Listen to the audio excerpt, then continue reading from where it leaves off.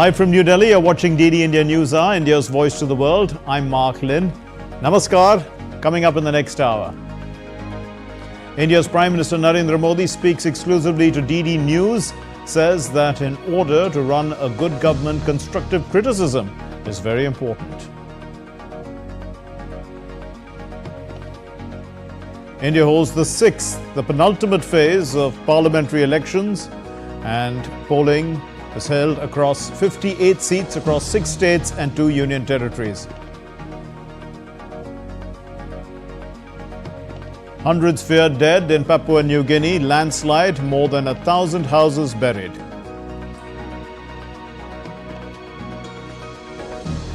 And the US announces $275 million aid package for Ukraine to help it repel Russia's assault near Kharkiv.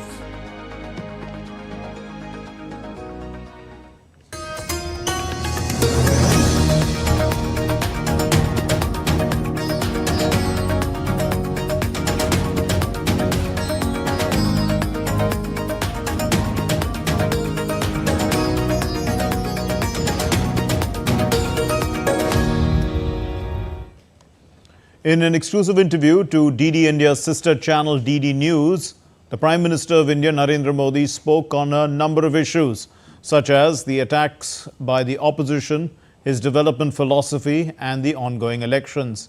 The Prime Minister said that the election is a festival of democracy. लोकतंत्र में चुनाव एक बहुत बड़ा उत्सव होता है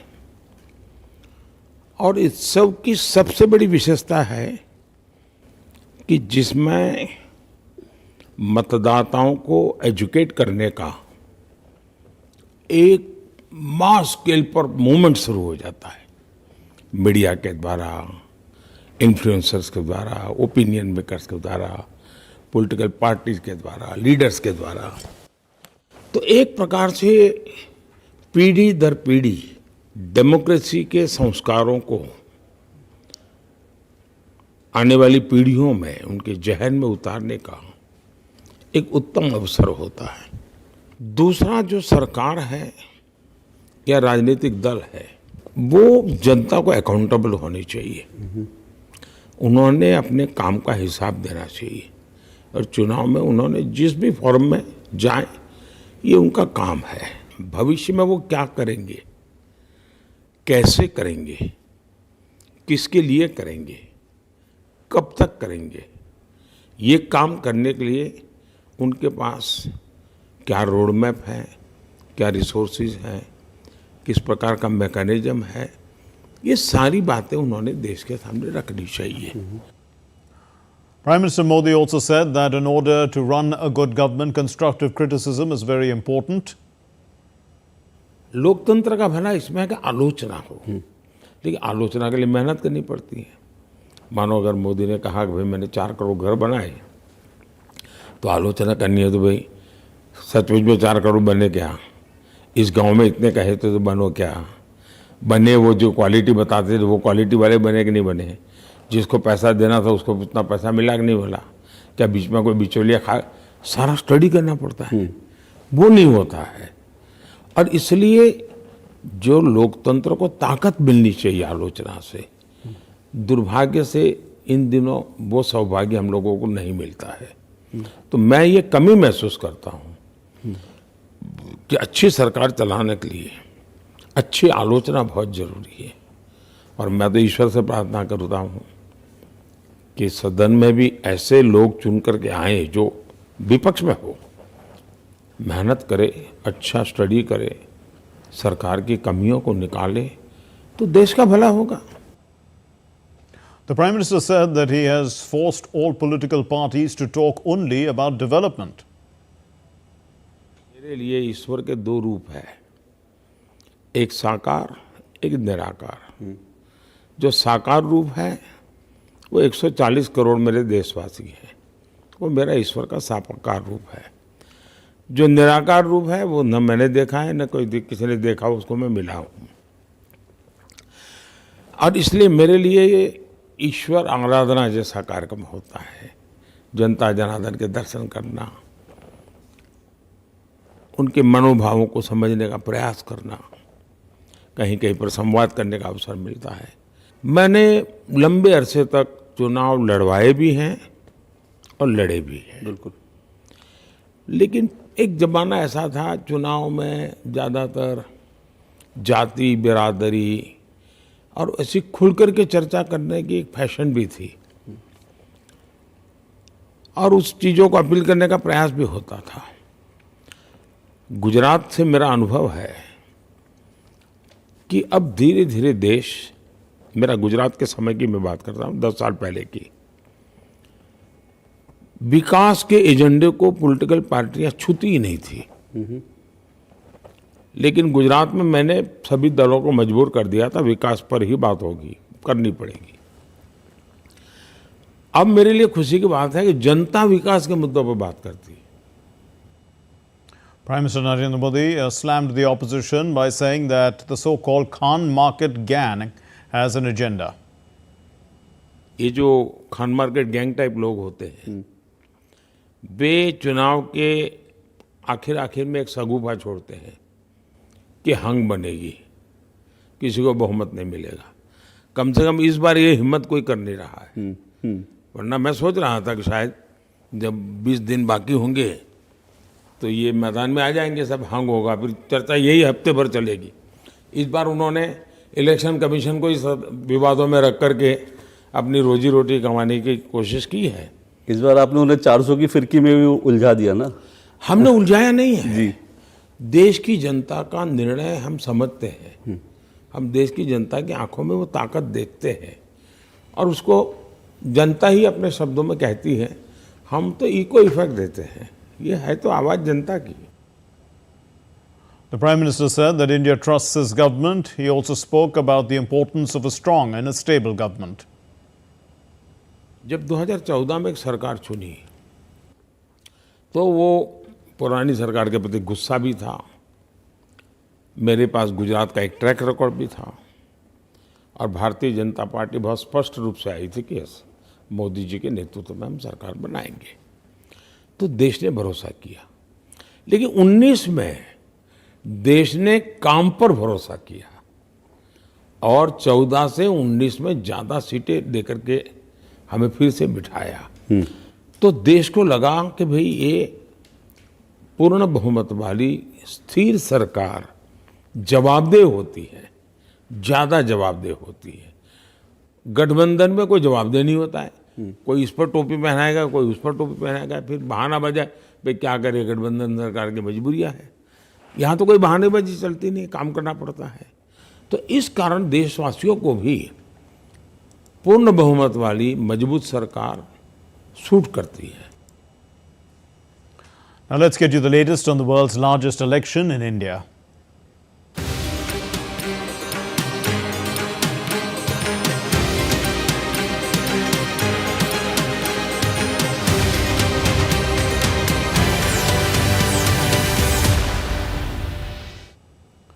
Polling was held for the 6th phase of India's parliamentary election, and 58 seats were up for grabs across 6 states and 2 union territories.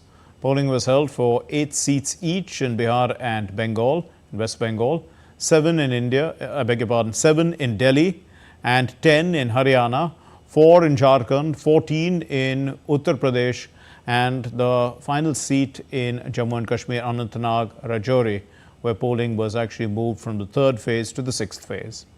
The approximate voter turnout is 49.20% as of 3 p.m. as per the Election Commission of India, and West Bengal had recorded the highest voter turnout till then at 70.19%, and Uttar Pradesh was the lowest at 43.95%. Delhi was polling at the rate of 44.58% at 3 p.m. and Bihar at 45.21%, Jharkhand at 54.34%, Jammu and Kashmir at 44.41%, Odisha at 48.44%, Haryana at 46.26%. Voting is taking place in all 10 seats in Haryana, 7 seats in Delhi, 8 seats, as we said, in Bihar and West Bengal, 14 in Uttar Pradesh, 4 in Jharkhand, 6 in Odisha, and the 1 seat in Jammu and Kashmir. Polling is also being held in 42 seats of the Odisha Legislative Assembly. A total of 889 candidates are in the fray. Polling began at 7 in the morning local time and will conclude at 6 this evening. So it's concluded just a short while ago. The seventh and the last phase of election will be held on the 1st of June, and the counting of votes will take place on the 4th of June. Many prominent personalities came out early to cast their votes. The President of India, Draupadi Murmu, cast her vote in the New Delhi constituency.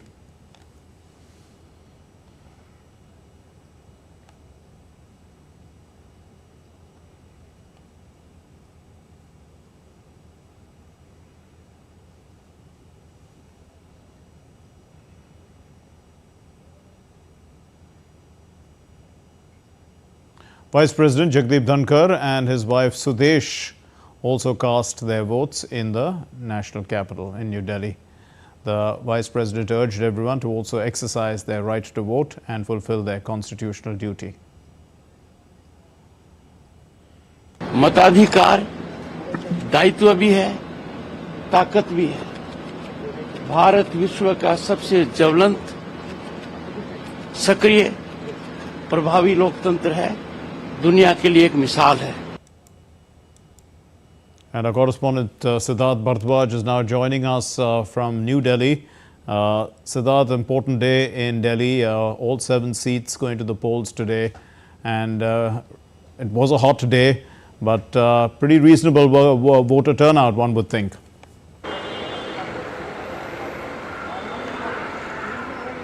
Well, definitely, it's the largest festival of democracy here in the NCT of Delhi, Mark, where 7 seats were up for grabs, and I would like to begin with the voter turnout, Mark. If you allow me to read, then it's 53.73. When it comes to the entire NCT of Delhi, and where I am right now, it comes under the New Delhi constituency, where the voter turnout is 50.44. And amongst all the 7 constituencies in Delhi, the Northeast Delhi voted the highest, which is the 57.97%. Now, Mark, if I compare the figures to 2019, then it was somewhere around 60%, and then in 2014 it was somewhere around 65%. So the figures are not that impressive as of now, but then again we have to learn the very fact that these are the tentative figures, and they are pretty likely to change, and we'll see the final figures in few hours from now. But these are temporary figures which are likely to change again. In the evening time around 4:15 p.m. the mercury was 43 degrees Celsius. So the weather also play a pivotal factor when it comes to the voter turnout.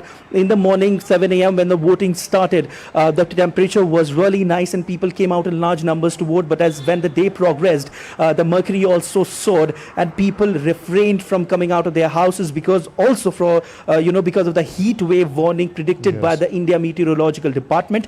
And elderly citizens usually do not come out during these times because of the scorching heat here in the national capital territory of Delhi. But as the temperature again came down, the mercury came down during the evening, voters again came in large numbers and exercised their franchise. So this is this is the particular scenario when it comes to the voting. People were also very happy by the arrangements made by the Election Commission of India, because they have provided clean drinking water to all the voters who came out to polling booths. There were about 13,000 polling booths in about 2,672 areas.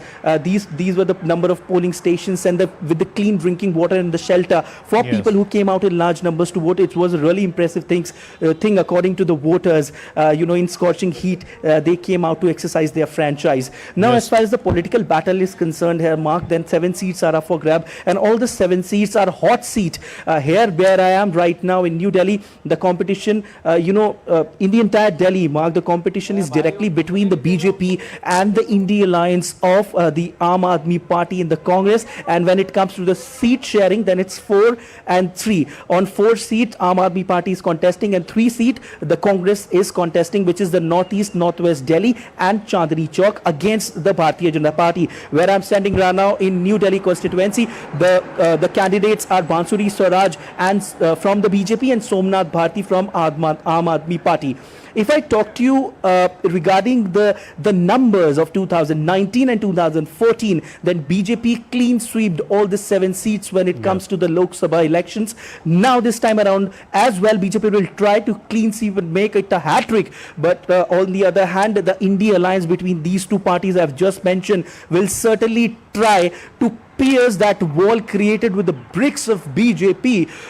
But according to the past results which I've just mentioned, Mark, not much dent is expected to BJP's chances when it comes to coming into power once again here in the NCT of Delhi. But ultimately it's in the hands of voters. They will ultimately be the one who will be deciding as to who will be representing the particular constituencies here in the NCT of Delhi. Over to you, Mark. Thanks a lot, Siddharth, for that comprehensive answer.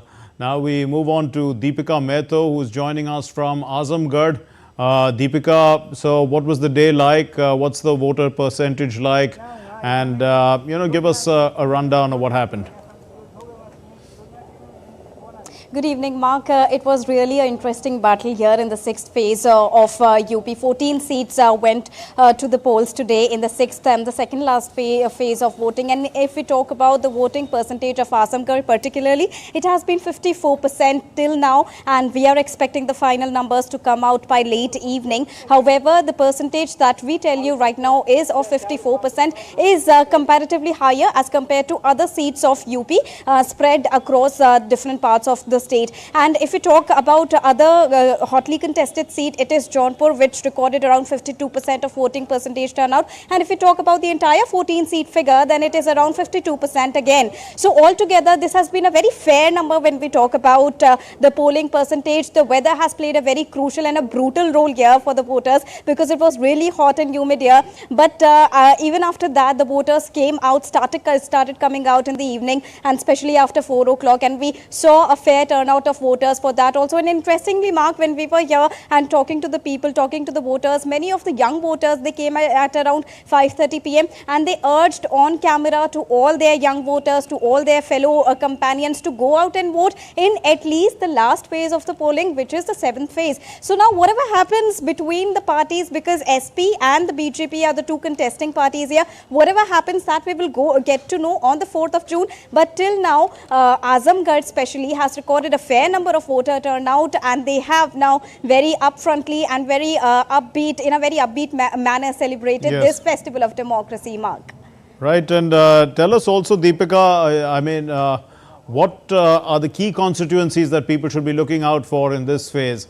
After all, UP is a huge state. It has 80 seats, but has voted in several phases. In this phase, which are the key constituencies that we should be looking out for?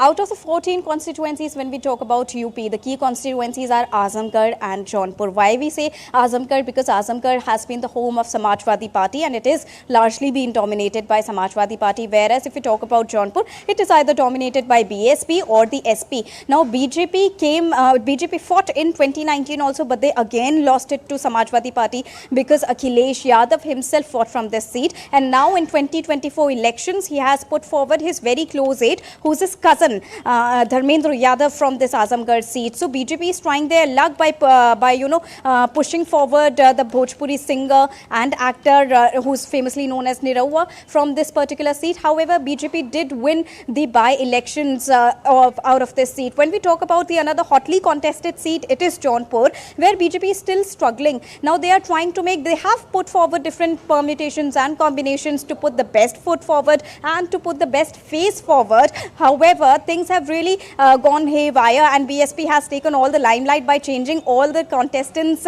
in the last minute of this particular phase. So in the entire 14 phase category, in the entire 14 constituencies category, when we talk about, Azamgarh and Jaunpur stand out because of their interesting rivalry, their colourful performances, and the way they have done their campaigning across length and breadth across these so many days, and especially in the second last phase of this polling. So let's see, whatever happens, we'll get to know on the 4th of June. But till now, Azamgarh and Jaunpur are the hotly contested seats from this particular phase of UP, Mark. Deepika Mehto, thanks very much. Let's move across now to Vishal Baristo, who's joining us from Midnapur, which is in West Bengal. Vishal, looks like West Bengal is polling in large numbers.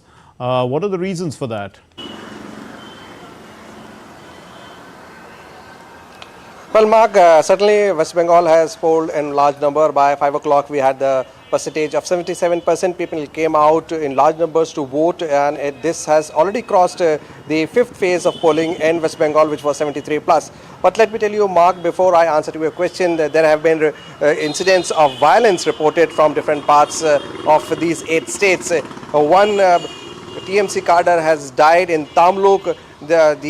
In Garbeta, which falls under Jhargram constituency, the security guard of the BJP candidate Dr. Pranat Tudu has been injured, and there have been reports of violence between BJP and TMC. Now, it is quite unusual as far as other parts of the country are concerned that violence is reported. But let me tell you that BJP and TMC, they are all pressing very, very hard, because there are 42 seats up for grabs. Last time BJP scored 18 seats, and they are looking for an opening here to improve the tally this time, because there has been a 10 years rule of Mamata Banerjee in the state.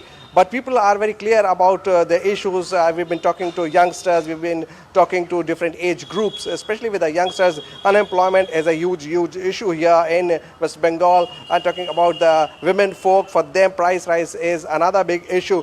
And for the elders, the feeling of nationalism runs very high, because Midnapur has been the epicenter of Bengal revolution against the British Raj. So they all have different issues, different age groups, but definitely the incidents of violence from different parts of these 8 states, especially from Midnapur, Jhargram and also Tamluk, is certainly not reflecting very bad on the overall picture of Bengal.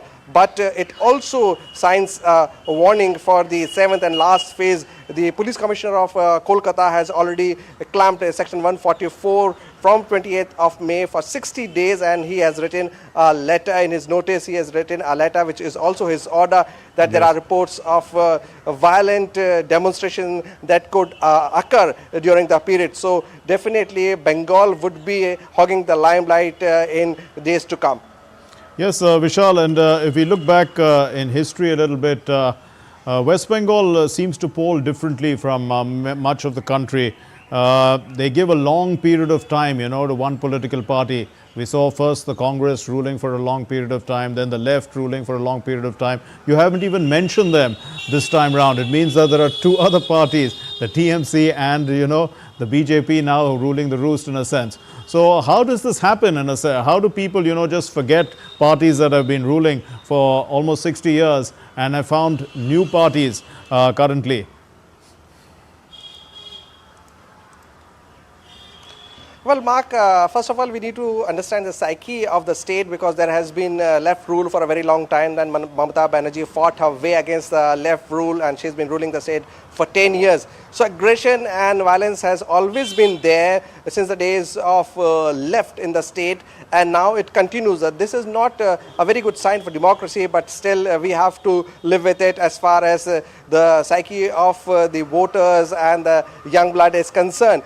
But when we talk about the contest in the state, the campaign was quite electrifying, and BJP is pressing very hard. I would repeat at the cost of repeating myself. BJP is trying very, very hard, because it wants to grab the Bengal state 42 seats.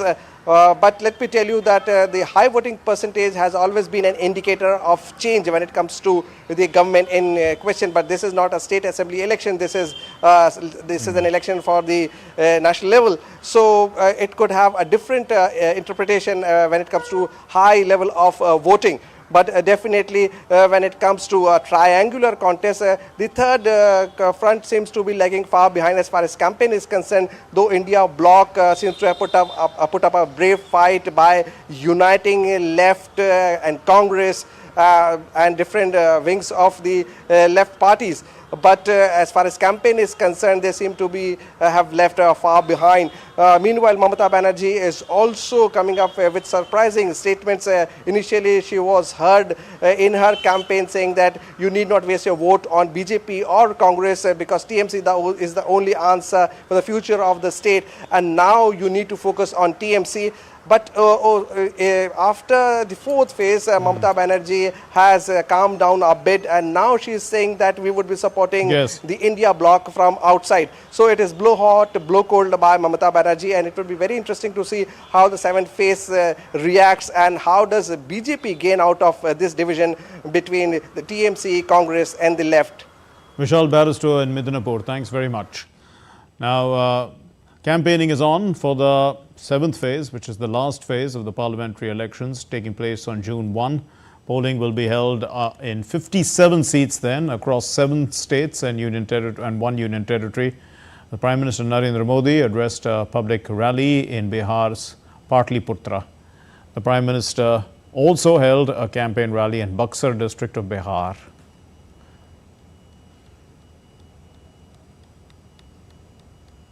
Later, Prime Minister held a public meeting in Karakat city of Bihar.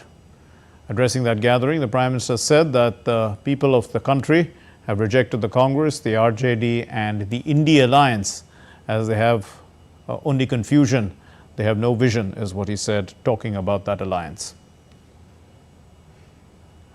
भाइयों और बहनों, Congress, RJD और इंडी गठबंधन को देश बार बार खारिज कर चुका है, नकार चुका है। इनके पास न विजन है, इनके पास सिर्फ और सिर्फ कंफ्यूजन है, इनके पास हौसला का नामो निशान नहीं, इनके पास हताशा ही भरी पड़ी है, इनके पास नीति नहीं है, निर्णय लेने की क्षमता नहीं है, ये सिर्फ नकारापन लेकर के जी रहे हैं। Senior BJP leader and Union Home Minister Amit Shah, along with the BJP leader Anurag Singh Thakur, held a public rally in Hamirpur in Himachal Pradesh. Uttar Pradesh's Chief Minister Yogi Adityanath addressed a public rally in Balia in the state. The Congress President Mallikarjun Kharge held a public meeting in Himachal Pradesh's capital Simla. The Congress leader Priyanka Gandhi and the Samajwadi Party Supremo Akhilesh Yadav addressed a joint rally at Gorakhpur in Uttar Pradesh. Let's get you some international news now. Following an International Court of Justice order for Israel to halt its operations in the southern Gaza city of Rafah, Israel called the order outrageous, morally repugnant and disgusting. Israel said that an accusation that is committing of genocide in Gaza is false, and Israel's National Security Council and Foreign Ministry have issued a joint statement responding to the ICJ's ruling on Rafah and said that the charges brought by South Africa against Israel at the World Court in The Hague, they were false. They were outrageous and morally repugnant. The U.S. Secretary of State Anthony Blinken reiterated Washington, D.C.'s position on Israel's military operation in Rafah.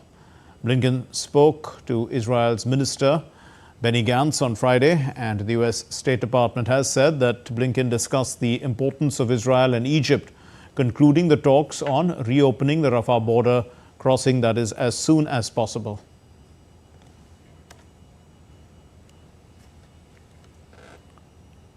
Still to come here on DD India NewsHour. Taiwan voices concern over 46 Chinese military jets crossing the Taiwan Straits median line.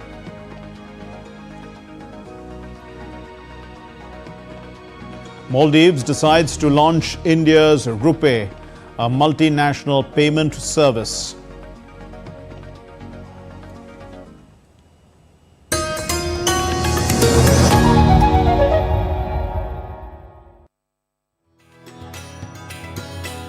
You have spearheaded some unprecedented conflict resolution movements across the world. Dialogue is the only way. Unless people sit across the table, understand each other. What's this unflinching faith in the women of India? You know, from our mythology, if you see, all the important portfolios are all given to women. India's way forward? India's way forward. What is the India way? India is unstoppable if you keep going ahead and be part of it.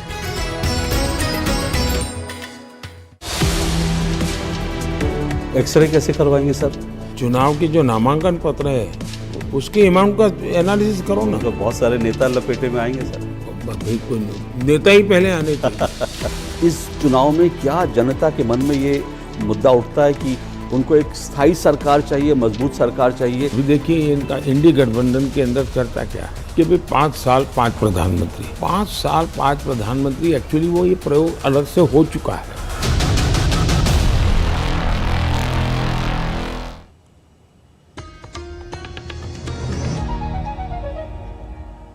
You're watching DD India News Hour. I'm Mark Lin. The US was monitoring the situation in the Taiwan Strait after China conducted a 2-day war games military session around Taiwan. It expressed confidence in its current force posture and also operations in the region to ensure peace and stability.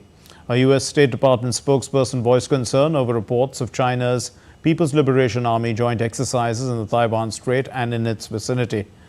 The spokesperson said that China's actions risk an escalation and undermine long-standing norms that have maintained regional peace and stability for decades. The spokesperson said that Taiwan's political transition is a normal and a routine part of the democratic process and that China should not use it as a pretext for provocative or coercive measures. China ended 2 days of military drills around Taiwan involving simulated bomber attacks and ship boarding practices on Friday. Taiwan denounced these drills as blatant provocation. China, which claims Taiwan as its territory, began the drills on May 23, 3 days after Lai Ching-te assumed the presidency of Taiwan. Beijing labels Lai as a separatist and has stated that the exercises were a punishment for his inauguration speech on May 20, in which he asserted that Taiwan and China are not subordinate to each other. The United States has announced a fresh tranche of military aid to Ukraine, including ammunition, missiles, mines, and artillery. A fresh aid package of $275 million was announced by the U.S. in an effort to help Ukraine. Last month, the United States' lawmakers passed a much-delayed $61 billion military aid package for Ukraine after months of squabbling in the U.S. legislature as Ukraine forces suffered setbacks on the battlefield because of ammunition and funding shortages. Since then, President Joe Biden has ordered 5 tranches of military aid to be sent to Ukraine. European finance ministers from the group of 7 wealthy democracies are likely to call on Israel to keep correspondent banking connections with Palestinian banks to support vital transactions, trade and services in their joint statement following a 2-day meeting in Italy that started on Friday. According to a draft joint statement, the G7 finance leaders also recommended removing or relaxing the measures that impeded commerce to prevent the economic situation in the West Bank from worsening further. The G7 will explore ways of using future income from frozen Russian assets to help Ukraine. Finance chiefs and the group of 7 industrial democracies. This is what they said on Saturday, according to a draft statement. The G7 froze some $300 billion of Russian assets shortly after Moscow attacks its neighbor in February of 2022. So this draft statement said that we are making progress, I'm quoting now, in our discussions on potential avenues to bring forward the extraordinary profits stemming from immobilized Russian sovereign assets to the benefit of Ukraine, unquote. Russian President Vladimir Putin said on Friday that Ukrainian President Zelensky had no legitimacy following the expiry of his 5-year term, and this would raise a legal obstacle if Russia and Ukraine were to hold peace talks. At a televised press conference during a visit to Belarus, Putin said Zelensky's status was problematic. With Ukraine under martial law in the third year of Russia-Ukraine conflict, Zelensky has not faced elections despite the expiry of his 5-year term this week. Putin is ready to halt the war in Ukraine with a negotiated ceasefire that recognizes the current battlefield lines, but is ready to fight on if Kiev and the West do not respond. And DD India's Dasha Chernyshova sent us this report from Moscow.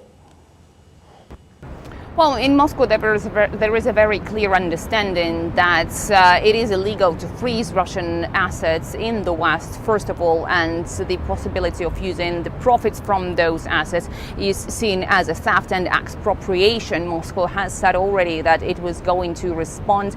It will be issuing its cases to the international courts, and it will be years of litigation that the Western world will be engaged into. But also Moscow insists that it is setting a very dangerous precedent. Now, the Russian president most recently also signed a decree which provides for the possibility of using the American assets in Russia to compensate Russian central bank and the Russian state for the illegal and unjust seizure of the Russian assets in the US. So certainly the understanding is very clear that Moscow will be working out its response to any step, any unfriendly step, as Moscow calls it, taken by the Western countries. Speaking of more weapons, obviously in Russia the position has not changed. Moscow does insist that more weapons to Ukraine mean more suffering for the Ukrainian people, and the Western countries are not interested in holding those negotiations. President Putin, most recently speaking in Belarus, said that Moscow is ready for the talks. But at the moment, the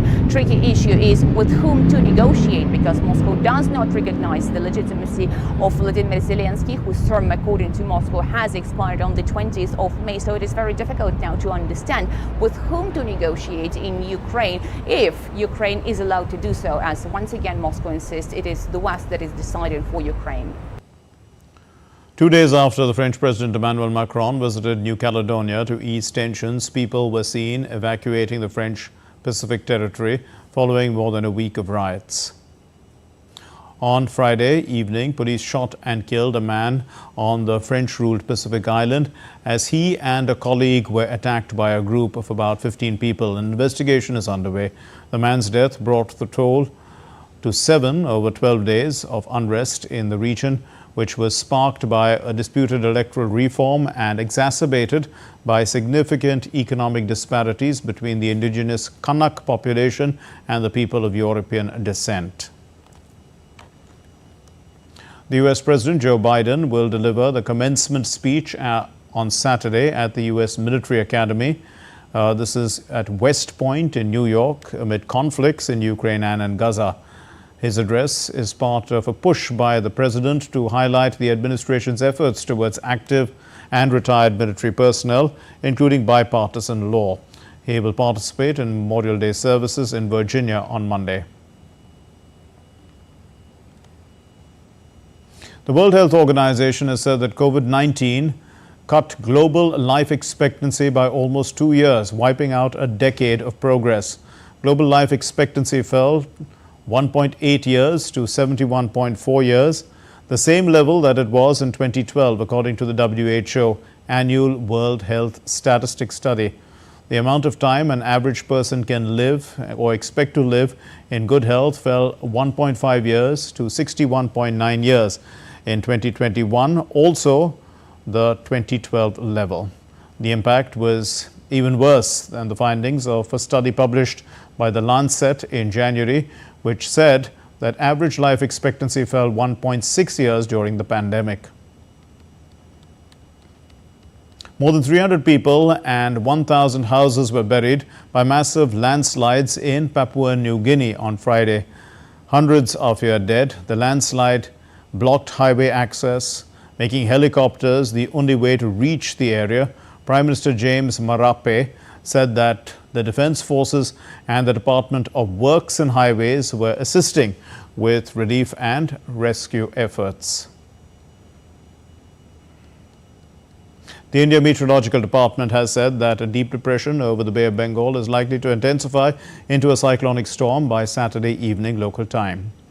It said that the cyclone Rimail is likely to cross between Bangladesh and West Bengal coasts on Sunday midnight and become a severe cyclonic storm. Heavy to very heavy rainfall is likely to occur in West Bengal. The coastal areas of northern Odisha can witness isolated heavy rainfall. An extreme rainfall warning has also been issued in some areas of the northeastern states. Fisherfolk have been advised not to venture into the sea. The district control rooms have also been activated and are monitoring the situation. The Maldives is set to introduce India's RuPay card services. Now, the move is being seen as an aim to bolster the Maldivian currency, the rufiya. So, the archipelago Minister of Economic Development and Trade, Mohammed Saeed, said that India has agreed to conduct bilateral trade using the local currencies. It is a significant step towards greater collaboration between the nations. It aims to reduce dependency on the US dollar. Now, India's foreign exchange reserves or forex reserves have jumped $4.549 billion to a new lifetime high of $648.7 billion for the week ended May 17. This is the third consecutive week of increase in the overall foreign exchange kitty. Gold reserves also increased $1.244 billion to $57.195 billion during the week. Special drawing rights, SDRs, were up $113 million to $18.168 billion. India's reserve position with the IMF was down $168 million to $4.327 billion in the reporting week. Time now for the glitz and glamour from the Cannes Film Festival.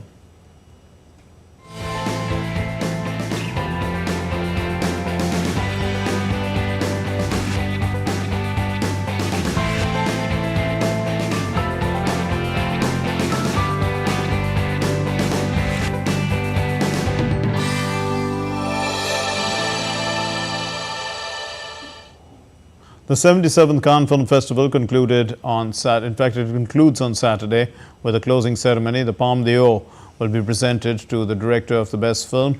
22 films are competing for it, and Indian director Payal Kapadia's All We Imagine Is Light is one of them. Meanwhile, India's winning streak is continuing at the festival. The Indian actor Anusuya Sengupta won the Best Actress for The Shameless, a co-production by 5 countries, including India. Sengupta is the first ever Indian actor to win an award at Cannes. Black Dog by the Chinese director Guan Hu won the Best Film Award in the Uncertain Regard category.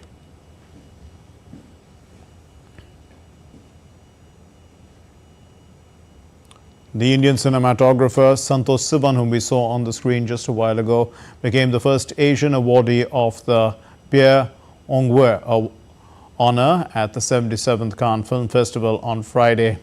Santosh Sivan is the 11th recipient of this award that is given out every year as a recognition of excellence in cinematography, basically camera work. And in fact, the award was presented to him by the Indian actress Preeti Zinta in the presence of Javed Ashraf, who's the Indian ambassador to France and Monaco. About what really drives you, Sivanji? What is that one thing that makes you so passionate about cinematography and filming? I think I ventured into this profession thanks to my dad, who was a photographer already. And so I used to travel with him and he used to shoot even as a child. So I think what fascinated me is the fact that you can travel. You can travel and see the world, because education, basically, you might have second-hand education in an institute or a college, but your first-hand education is always from your travel and your personal experiences. And I wanted a job where I don't have a 9-to-5 job, but I could travel the world, interact with people, interact with nature, see the world, and I think one life is not enough. One life is not enough. No. And I understand you have a traveling school. You still go around to different parts of the world and teach children and others. Greece, Africa, and but mostly in India, especially tribal areas and all that I like going.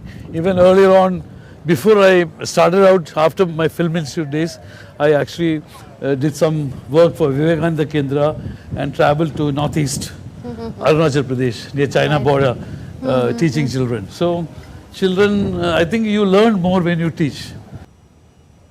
The Anusuya Sengupta has become the first ever Indian actor to win the Best Performance Award for the film The Shameless in the history of Cannes.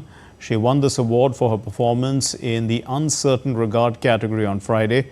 DD India correspondent in Cannes, Munmun Bhattacharya, spoke to the actress. The Bulgarian director and main cast of The Shameless is right here with us in Cannes. Such a pleasure to have the three of you here on DD India. Konstantin, Thank you. You're a Bulgarian. The movie is in Hindi. So how did it all come together? It took 12 years to all come together. It started as a documentary project based on Willem Dalrymple's 9 Lives, and from there it sort of transitioned into fiction.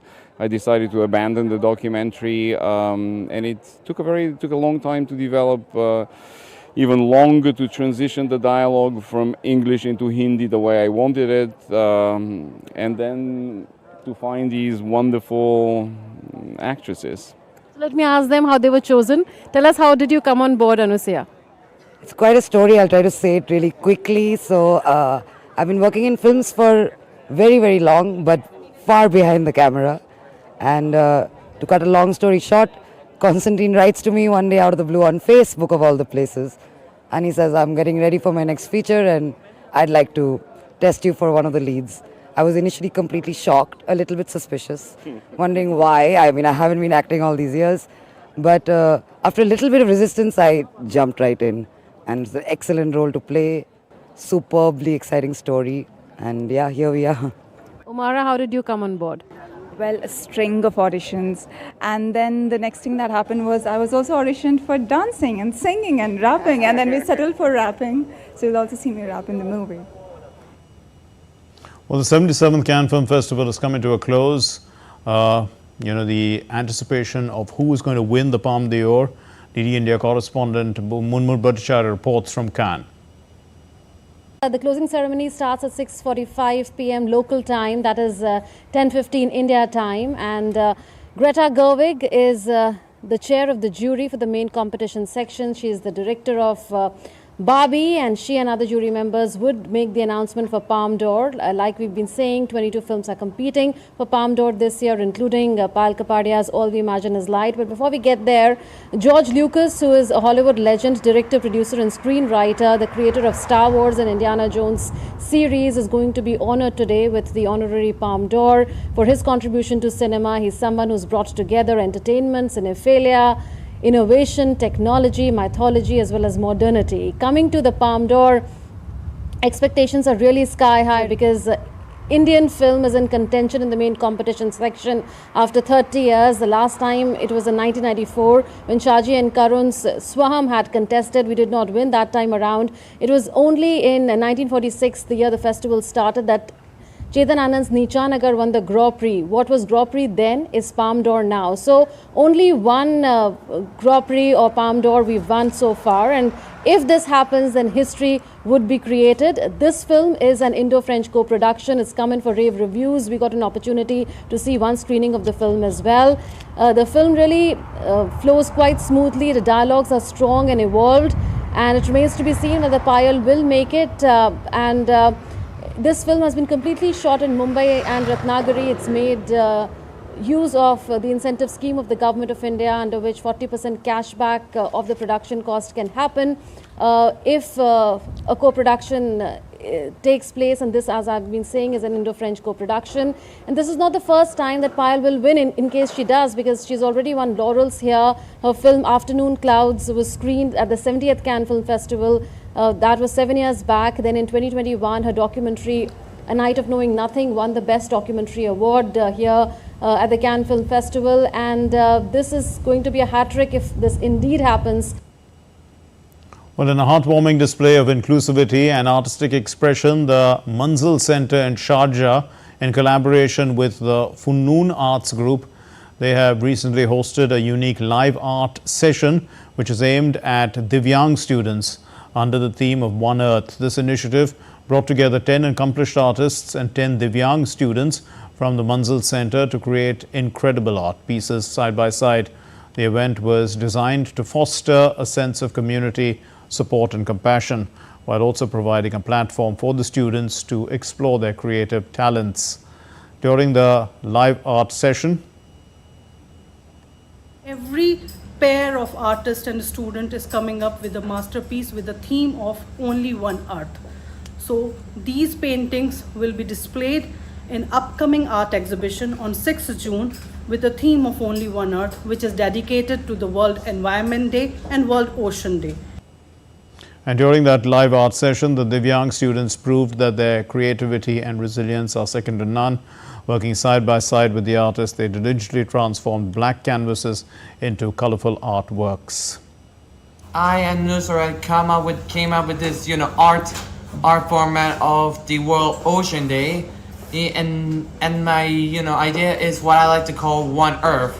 Basically, the entire Earth is covered in is all about oceans, which kind of gives me the striking idea to mix in with colors and really give it that of a mixing vibe, like colliding into each other and getting the result. You're watching DD India News Hour, sports news now. Sunrisers Hyderabad beat Rajasthan Royals by 36 runs in the second qualifier at Chennai on Friday. It has set up now a clash with Kolkata Knight Riders in Sunday's final. Put into bat, Hyderabad posted 175 for 9.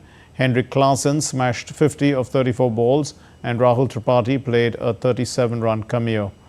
In response, the SRH bowlers combined to restrict Rajasthan to 139 for 7, courtesy Shahbaz Ahmed and Abhishek Sharma, webbing Rajasthan batters in a spin. And, the duo took 5 wickets to reduce Rajasthan from 65 for 1 at one stage to 92 for 6 at another stage. Hyderabad reached its third IPL final and the team now faces the two-time champion Kolkata on Sunday. The world number 1, Novak Djokovic, lost to the Geneva Open semi-final on Friday.